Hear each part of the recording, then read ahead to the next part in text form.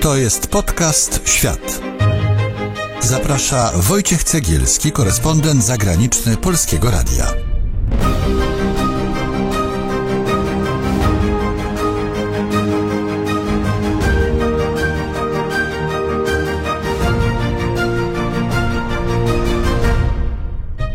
To jest specjalny odcinek podcastu Świat. Jako pierwsi w Polsce, a nawet na świecie, usłyszycie o niezwykłej wyprawie, która lada dzień wyrusza z Polski na Antarktydę. Grupa polarników z Instytutu Geofizyki Polskiej Akademii Nauk jedzie w rejon bieguna południowego, by na nowo uruchomić stację badawczą imienia Antoniego Bolesława Dobrowolskiego. Dzięki temu będzie można prowadzić niezwykle ważne dla naukowców badania. Polska po latach wróci na Antarktydę Wschodnią, a w całej Antarktydzie będzie mieć już nie jedną, ale 2 stacje badawcze. Polarnicy są dzisiaj moimi gośćmi. Opowiedzą, co dokładnie będą badać, ale także co można robić przez 2 miesiące na statku, jak wygląda dzień polarny i co można robić na Antarktydzie w czasie wolnym od pracy. Jest środa, 3 listopada 2021 roku. Wojciech Cegielski, dzień dobry.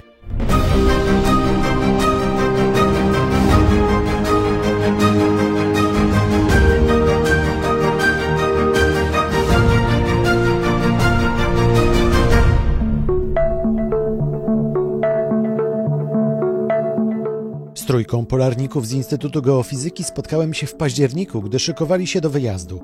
Cała ekipa to doświadczeni naukowcy, którzy byli już na podobnych wyprawach. Zacznijmy jednak od początku. Trzeba zacząć od historii sprzed 4,5 miliarda lat. Wtedy, kiedy powstała Ziemia. Profesor Marek Lewandowski, Instytut Geofizyki PAN, pomysłodawca projektu i kierownik wyprawy. Ziemia jest najważniejszym obiektem we wszechświecie.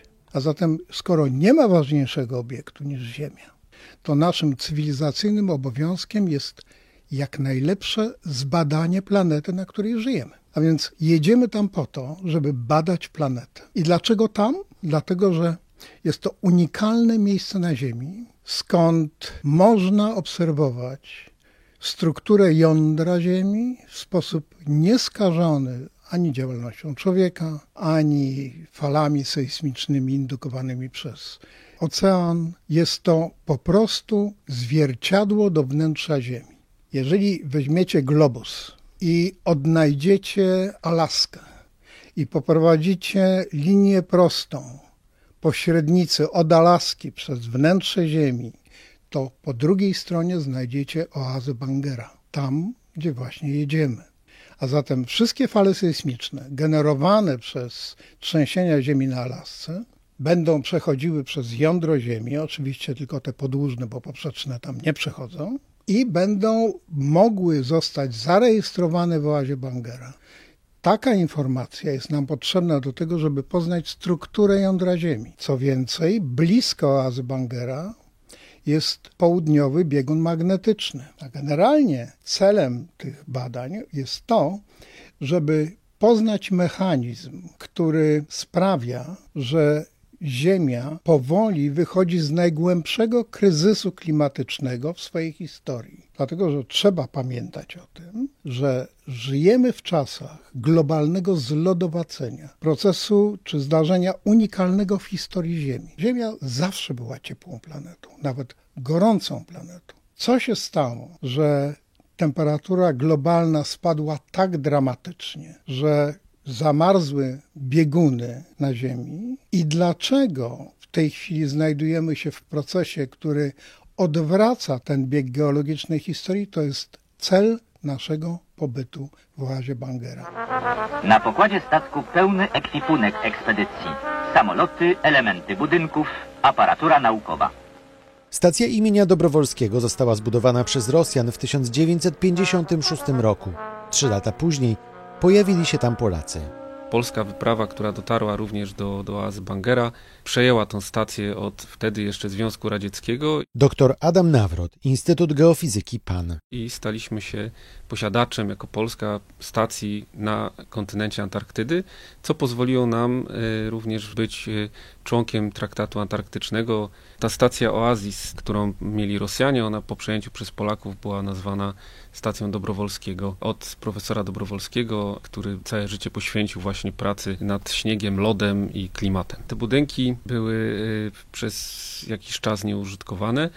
Następna wyprawa, która tam dotarła, tu myślę o polskich wyprawach, o polskich naukowcach, to był 66 rok. W 78 na 79 była zorganizowana bardzo duża wyprawa, 14 osób, z czego 3 biologów jeszcze w stacji Mirnej zostało. No i niestety nadeszły nowe czasy, rok 80, 81. Zabrakło pieniędzy, polityka też miała tutaj duży wpływ. Dopiero następne pewne ruchy były wykonane w 1989 roku, gdzie 2 biologów wraz z wyprawą już wtedy rosyjską dotarło do oazy Bangera i przez bodajże 2 miesiące prowadzili badania związane z ekologią, również ekologią jezior. No i tak się złożyło, że przez prawie 40 lat tak naprawdę od 1979 roku nie było żadnej dużej wyprawy do oazy Bangera ze względów przede wszystkim finansowych, politycznych, ale też no tak wyszło. Sama oaza Bangera jest dla nas, tak jak mówił Marek, bardzo, bardzo ciekawa ze względów naukowych. Budynki są podobno w całkiem dobrym stanie i mamy zamiar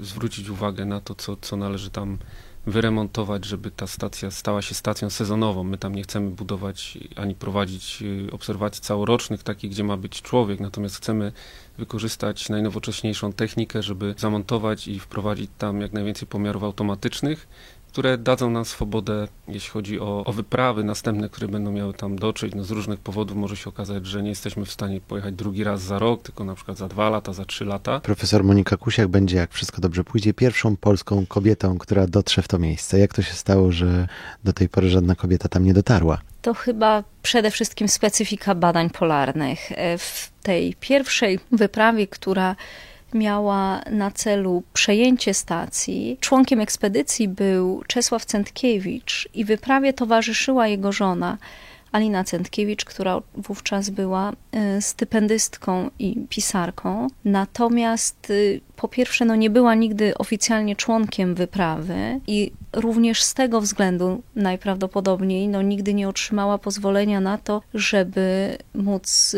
wysiąść i tę stację w jakikolwiek sposób odwiedzić.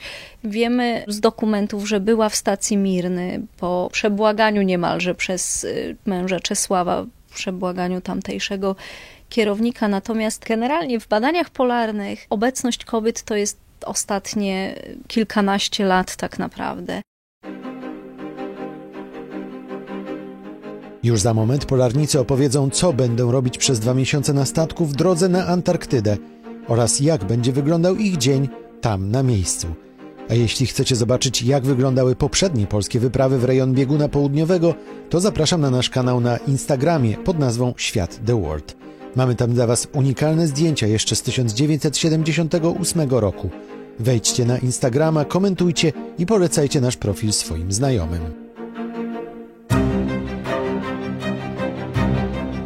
Poznaj świat poprzez ludzkie historie.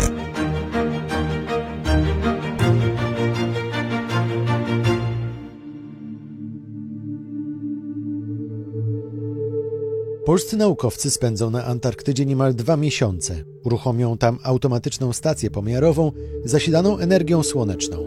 W ten sposób stacja będzie sama wykonywać obliczenia i jeśli okaże się to możliwe, przesyłać je do Warszawy.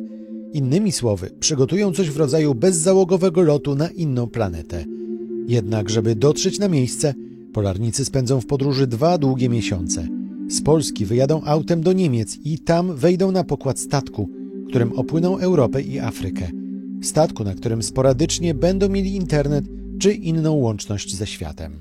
Dojedziemy do Bremenhaven, gdzie wsiądziemy na statek 67. rosyjskiej ekspedycji antarktycznej, akademik Fedorow, i tam już z członkami ekspedycji rosyjskimi będziemy prawie 2 miesiące płynąć z nadzieją na zawinięcie w porcie w Kapsztadzie, jednak Po Kapsztadzie zatrzymamy się najpierw w stacji Molodjeżnaja, następnie w stacji Progres i w stacji Mirny. To jest ta stacja, która jest właściwie najbliższą całoroczną stacją, najbliższą stacji Dobrowolskiego, oddaloną o około 300 kilometrów. I mamy nadzieję w 6 stycznia wysiąść ze statku, czyli po dokładnie 2 miesiącach podróży, wysiąść ze statków i helikopterami dotrzeć do oazy. W przypadku stacji Dobrowolskiego, która jest oddalona około 100-150 kilometrów, ponieważ oddziela ją od brzegu jeszcze lodowiec Shackletona, wszelka logistyka, każda musi się odbywać helikopterami.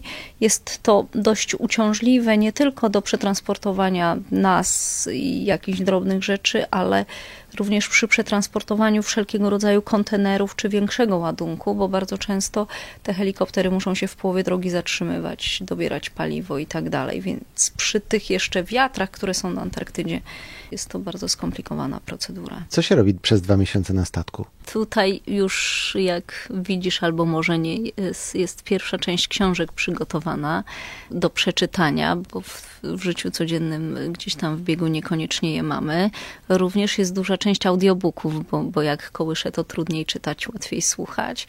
Ale ja akurat mam przygotowanych już trochę materiałów z nadzieją do opublikowania artykułów, więc liczę na pracę naukową, liczę również na to, że z kolegami będziemy mieli trochę czasu na to, żeby usiąść i jeszcze raz wspólnie przemyśleć, przegadać, przedyskutować i zaplanować to, co nas tam czeka i w jakikolwiek sposób nas czeka. Każdy z nas ma jakieś zaległości w pracy i być może uda się w ciągu tych 2, a w sumie nawet dodatkowo trzeba policzyć, że jeszcze jest miesiąc powrotu statkiem, więc tych 3 miesięcy nadgonić jakieś zaległości. Na pewno będziemy uczyć się obsługi sprzętu, bo mamy różny sprzęt, każdy z nas jest specjalistą w innym temacie, więc będziemy pewnie sobie ten sprzęt pokazywać i uczyć się jeden od drugiego, żeby w razie czego móc sobie pomagać. No i też pewnie będziemy korzystać z czasu wolnego i grać w gry, rozmawiać i spać na przykład, tak, bo ten czas przygotowania wyprawy jest naprawdę bardzo dynamiczny i bardzo intensywny.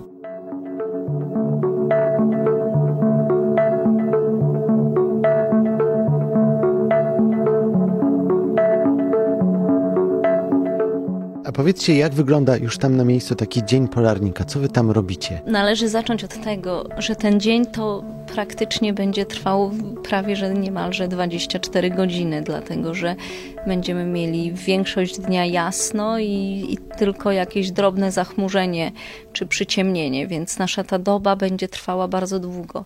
W takich rejonach jak Antarktyda bardzo dużo zależy od natury danego dnia i choć mamy oczywiście harmonogram wszelkich prac i zaczniemy od zbudowania sobie obozu, przygotowania się do życia, mamy tam spędzić prawie 7 tygodni pod namiotami. Mamy nadzieję, że te 2 domy, które zostały zresztą nazwane, jeden Kraków, drugi Warszawa, będą do użytku, bo mamy wiadomość od Rosjan, że są zachowane w dobrym stanie, to jednak będziemy musieli sobie przygotować miejsce pracy robocze.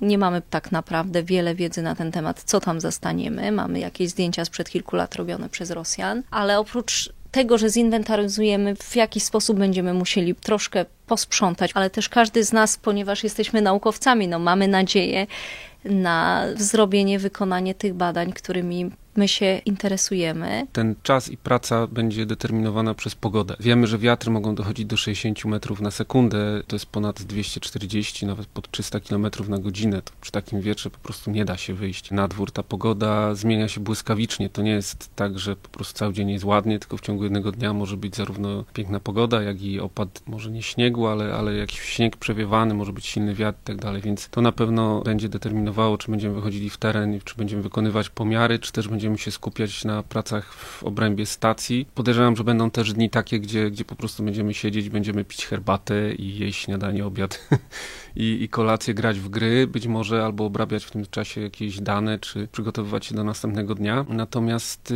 sam pobyt na terenie oazy będzie dla nas bardzo wymagający. Niejednokrotnie po prostu będziemy w terenie po kilkanaście godzin. Trzeba będzie wrócić. To nie jest hotel, więc będziemy musieli sobie przynieść wodę, będziemy musieli nagrzać, przygotować, ugotować ogarnąć cały ten nasz dom. To jest duże wyzwanie, na pewno takie też fizyczne, taka wyprawa. To nie jest tylko przyjemny wyjazd w ciekawe miejsce, ale to jest naprawdę ciężka charufa. Zwykle ci ludzie, którzy już się decydują na tak ekstremalny wyjazd i tak ekstremalne warunki, kompletnie inne od tych tutaj, z świadomością, że nie będzie można się obrazić i pójść na drugą stronę ulicy po prostu i powiedzieć sobie pa.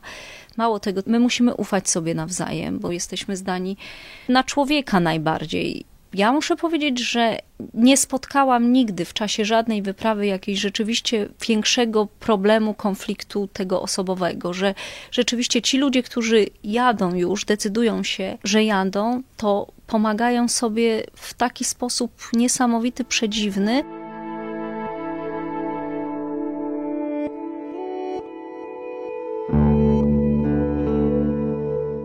Ile w was, polarnikach, jest naukowca, a ile jest podróżnika? To jest pytanie, które sobie zadają chyba wszyscy, którzy spotykają się w Arktyce. Tego wymierzyć procentami się nie da. To jest jedno i drugie jednocześnie i w 100%. Wszyscy z nas chcemy poznawać i doświadczać nowych arktycznych, antarktycznych środowisk polarnych. A jednocześnie nie ma sensu z naszego punktu widzenia tylko tam być.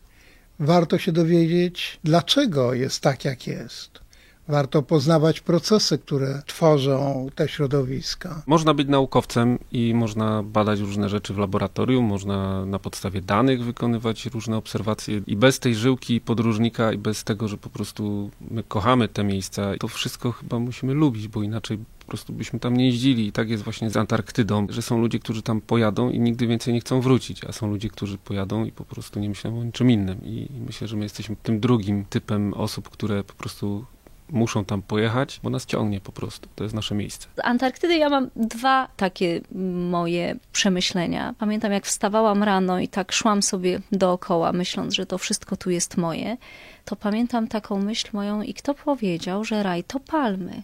Przecież raj to tutaj, te lodowce, brak horyzontu, który jest właściwie nieskończenie daleki, brak drzew, po prostu ta niezmierność przestrzeni i nikogo dookoła. A druga radość, bardzo, bardzo trywialna, związana z jedzeniem.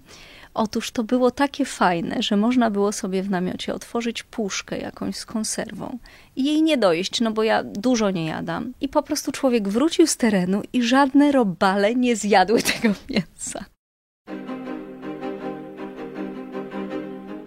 Misja polskich polarników zakończy się wiosną.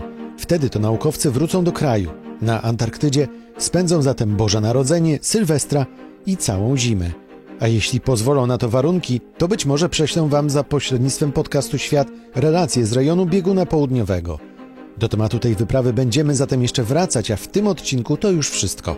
Przypominam, że premierowych odcinków można słuchać w każdą środę na stronie podcasty polskieradio.pl oraz na innych dobrych platformach podcastowych: Spotify, SoundCloud, Apple Podcast, Google Podcast i Stitcher. Zapraszam też do polubienia strony na Facebooku Świat_The World, a w sposób szczególny do subskrypcji kanału na YouTube, także pod nazwą Świat The World. Tam, oprócz środowych podcastów, w weekendy możecie znaleźć również premiery filmowe. Teraz już za uwagę dziękuję Wojciech Cegielski. To był podcast Świat. Do usłyszenia w kolejnym odcinku.